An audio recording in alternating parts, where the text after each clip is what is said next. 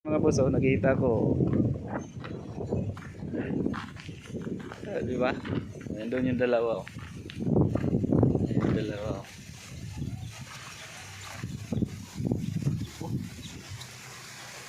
Parang lumalaban yata sa ano ito ah.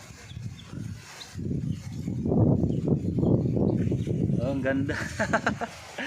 Ang ganda mga boss, oh. Ayan. Yan, biglang lumakas ang hangin. Sumama yung panahon. Yan, ganda.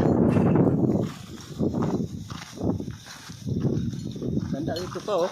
Ito pa oh. Isa sa mga alaga dito. Ganda oh. Mga alaga dito sa beach na to. Ah, ganda. Ayun. Dalawa. Ay. Sobrang ganda ng lugar. Kaya yun sa mga hilig mag-beach oh. Dito oh, Baslay Beach. Sulit yung magiging nyo. Magiging gala nyo sa Baslay Beach. Tanaw yung paikot nyo oh. Oh, paikot. Tanaw nyo. Ang ganda ng view. Oh, may ano pa rito.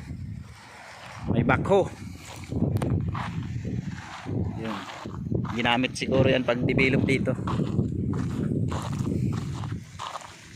Ganda dati ito yung dinadayo namin mga boss dati.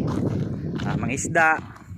Halos lahat ng mga taga-amin nandito kasi itong lugar na to jackpatan to, daming nahuhuling isda rito. Kaya dinadayo talaga to rito ng mga mangingisda.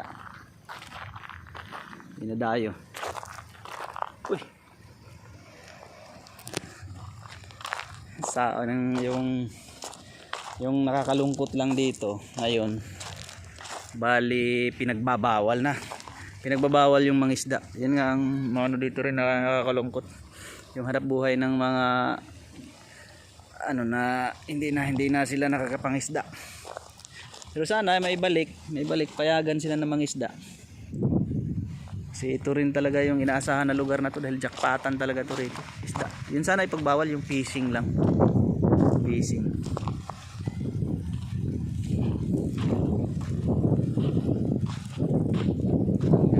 Ganda ng lugar. Pero siguro may purpose din siguro kaya pinagbabawal kasi yung bantay dito kung madami, di ba, nakakailang din yung sa magbabantay. May hirap din control yung tao. Payagan lang din siya na